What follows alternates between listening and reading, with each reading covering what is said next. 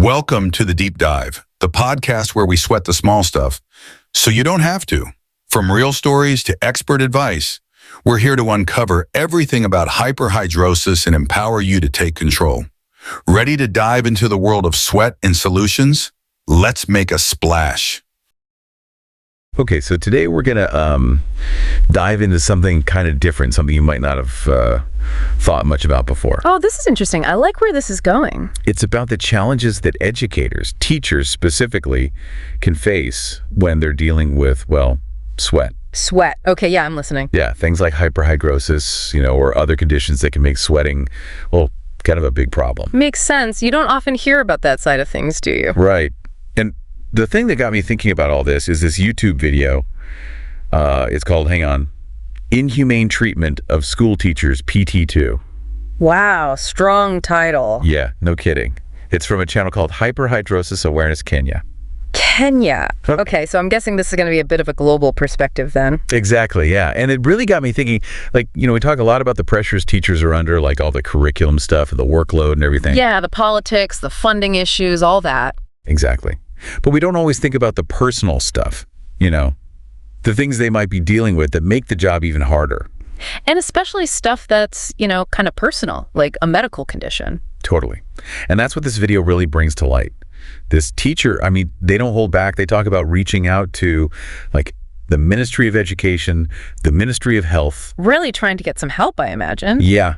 But they say they were basically ignored, given the cold shoulder, pushed to the side, those kinds of phrases. Makes you wonder if these sorts of issues are even on the radar of the people who are supposed to be supporting these teachers. Right. And it's not just about being ignored either, right? They talk about the judgments, the assumptions people make. Like if you're sweating a lot, people just assume you're not hygienic. Yeah, that's got to be rough, especially when it's a medical condition, not something you can just, fix with deodorant. Exactly.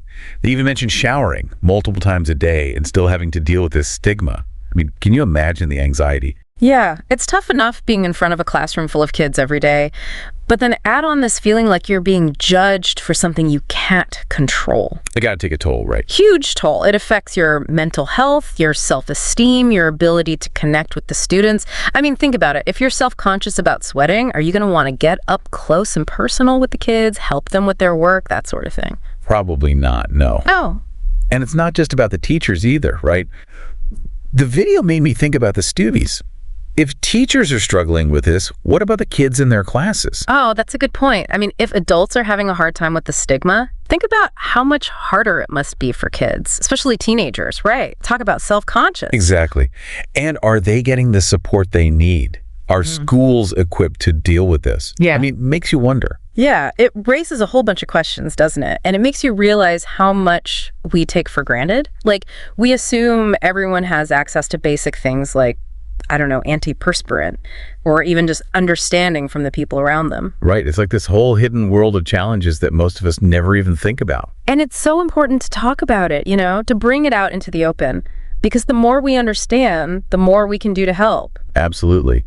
And this video from Kenya, even though it might seem, far away from some of our lives, it really does highlight these universal issues. It's a reminder that everyone is dealing with something, right? Something we might not know anything about.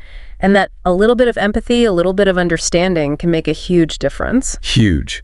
So I guess the takeaway here for anyone listening is to think about how you can foster that kind of understanding. Maybe it's educating yourself about things like hyperhidrosis. Maybe it's advocating for more resources in schools.